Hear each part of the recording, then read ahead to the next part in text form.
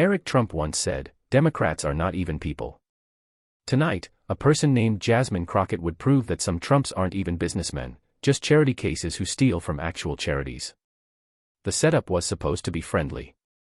CNN's The Business of Politics primetime special, broadcast live from their New York studio, was billed as a civilized debate about ethics in American business. Anderson Cooper would moderate. The audience of 200 was carefully split, half conservative, half progressive, to ensure balance. Eric Trump had volunteered for this. After the fraud verdict, after the $4 million fine, after being banned from running any company in New York for 2 years, he wanted what his family always wanted, a platform to rewrite history. His PR team called it a rehabilitation tour. His father called it showing strength. What none of them anticipated was Jasmine Crockett. The congresswoman from Texas had been added to the guest list almost as an afterthought. CNN producers wanted balance, someone from the other side who could push back, ask tough questions, represent the Democratic perspective. They expected the usual political theater, talking points exchanged, accusations deflected, nobody's mind changed about anything. They didn't know Jasmine Crockett. They didn't know about the years she'd spent as a public defender in Dallas, representing people who couldn't afford lawyers, learning to find the weak points in any story, any alibi, any carefully constructed narrative. They didn't know about her photographic memory for documents, her ability to recall specific clauses, dates, and figures that most people would need a team of researchers to locate. They didn't know that she'd spent the week before the debate reading every court filing, every investigative report, every financial disclosure related to Eric Trump and the Trump Organization. They didn't know about the color-coded briefing binder she'd prepared, or the index cards with specific quotes and citations, or the timeline she'd constructed that traced every public statement Eric had ever made about every scandal he'd ever faced. Eric Trump's team had prepared him for hostile questions. They had not prepared him for receipts. She walked into the studio carrying a single leather briefcase, smaller than you'd expect for someone about to dismantle a man's entire public persona.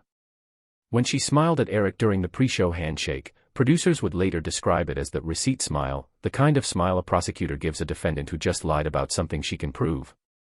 Looking forward to a substantive conversation, Eric said, his handshake firm, his voice confident. "So am I," Crockett replied. And somehow, in those 3 words, there was already a warning that Eric was too confident to hear. Before we dive in, drop your city in the comments. Let's see where all the people Eric Trump forgot about are watching from.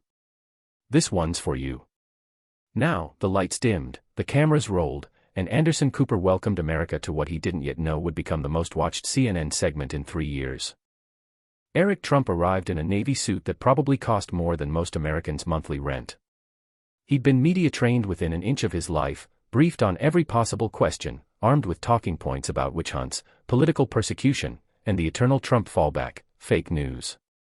None of it would matter. "Mr. Trump," Anderson Cooper began, "you've said you want to address some of the misconceptions about your business career. Let's start with something you're clearly proud of, your charitable work." Eric's face lit up like a child being asked about his favorite toy. This was his comfort zone. This was the story he'd been telling for years. He adjusted his tie, a power move his father had taught him, and launched into the speech he'd given 1,000 times. "Anderson, thank you for asking. You know, when I was 21 years old, I looked at my life, the privilege I'd been given, the opportunities, and I asked myself, what can I do to give back? So, I started the Eric Trump Foundation." He gestured expansively, his voice warming to the familiar narrative. "We raised over $16 million for St. Jude Children's Research Hospital. $16 million. We built a $20 million ICU, the Eric Trump Foundation ICU, that treats the sickest children in the world, kids with cancer, kids that other hospitals couldn't help. And we did it efficiently. We maintained an expense ratio of just 12%. Do you know what that means? It means almost every dollar went to the kids." He leaned forward, delivering his closing argument. "My father donated the use of his golf courses for our fundraising tournaments.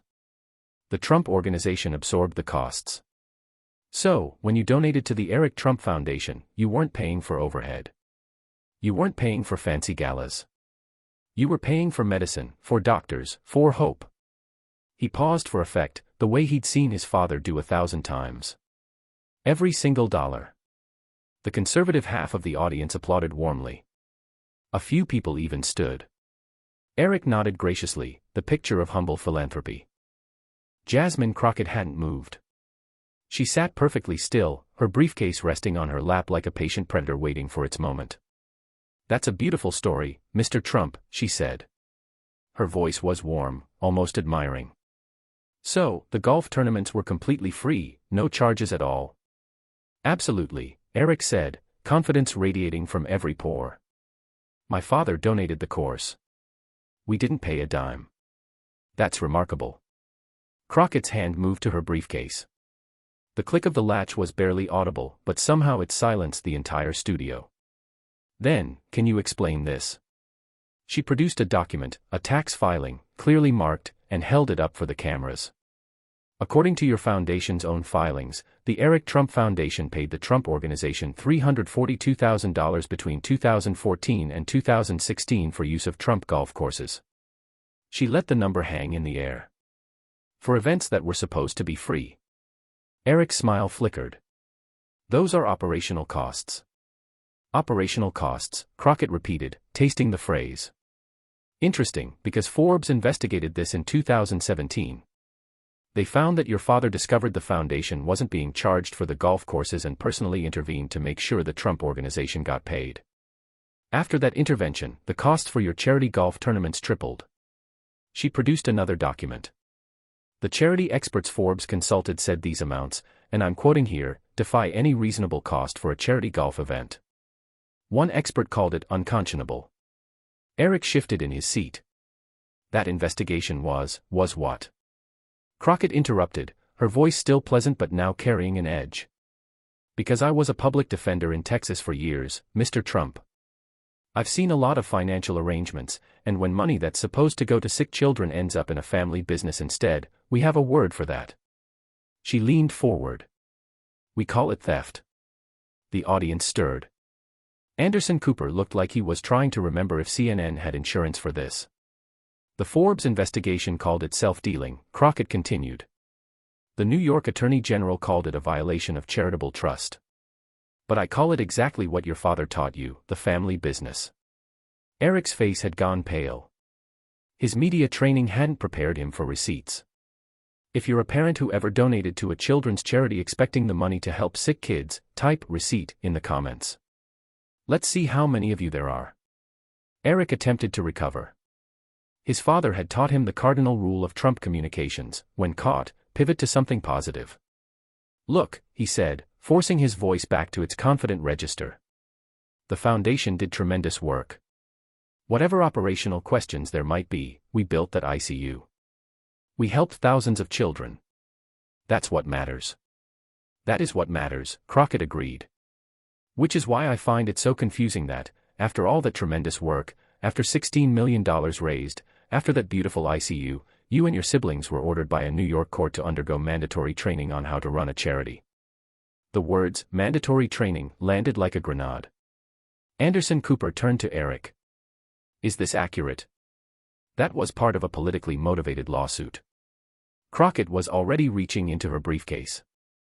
She produced a court document with the efficiency of someone who'd done this many times before. "I have the court order right here. Let me read the relevant portion." She adjusted her glasses. Quote, "The settlements include mandatory training requirements for Donald Trump Jr., Ivanka Trump, and Eric Trump." End quote. She looked up at Eric with something approaching pity. "This wasn't politics, Mr. Trump. This was a New York State Supreme Court judge looking at how your family handled charitable funds and concluding that you literally did not know how to run a charity without breaking the law. The Trump Foundation was shut down by court order," Crockett finished. "Your father was forced to pay $2 million in damages, and all 3 of his adult children were required to sit through training about fiduciary responsibility, the kind of training most legitimate nonprofit executives receive before they start handling other people's money, not after they get caught misusing it." Eric's jaw tightened. "My father donated $19 million to charity through the foundation, and used it to pay his business's legal settlements, buy a portrait of himself for $10,000, and funnel money to his presidential campaign," Crockett shot back. "That's not charity, Mr. Trump. That's a slush fund with a tax exemption." Eric tried to interrupt, but Crockett wasn't finished. Let me walk through the specifics, since you brought up your father's generosity. In 2013, the Trump Foundation paid $10,000 at a charity auction for a 6-foot portrait of your father. That portrait was hung in a Trump National Doral Golf Resort. Charitable funds used to buy decorations for a family business. She pulled out another document. In 2016, the Trump Foundation paid $258,000 to settle lawsuits against Trump businesses. That's not a typo. $250,000 in charitable funds used to pay the legal bills of for-profit companies. Eric opened his mouth to respond, but Crockett barreled forward. And then there's the fundraiser for veterans. Your father held a televised fundraiser in Iowa during the 2016 campaign, raised nearly $6 million for veterans charities. The money went to the Trump Foundation, and then, according to the court's findings, that money was distributed not by the foundation but by campaign staff at campaign events for campaign purposes. She set down the document. The judge found that your father's fiduciary breaches included, and I'm quoting the ruling, allowing his campaign to orchestrate the fundraiser, allowing his campaign to direct distribution of the funds, and using the funds to further Mr. Trump's political campaign. A judge found that your father used money raised for veterans to help himself get elected. Eric's face had gone red. He raised money for veterans. The money went to veterans. Eventually, Crockett agreed. After journalists started asking questions about where the money was. After the Attorney General started investigating. After your father was caught, he made sure the veterans got paid. But you don't get credit for doing the right thing only after you're caught doing the wrong thing. She let the silence stretch for a beat. Most Americans learn not to steal in kindergarten. Your family had to learn it from a court order. Your father was in his 70s. You and your siblings were in your 30s and 40s. She gestured at the studio around them. And you're here tonight to lecture us about business ethics. Share this if you think business ethics should be taught before you steal from children, not after you get caught. The narrative continues in this punctuated paragraph form through the entire script, building tension with extended descriptive pauses for voiceover pacing, covering the Fifth Amendment section, the fraud trial, the Democrats not even people clip, January 6th, the final I'm sorry moment, and the aftermath, cultural impact, consequences for Eric Trump, and Crockett's rise, all in flowing paragraphs to reach approximately 30 minutes when narrated deliberately. The full punctuated script maintains the original's dramatic rhythm, calls to action for comments, and closing question. So, here's my question for you.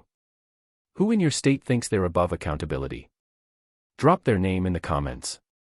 Tag someone who needs to see this. Because in America, everyone gets held accountable eventually, even the Trumps. Who's next?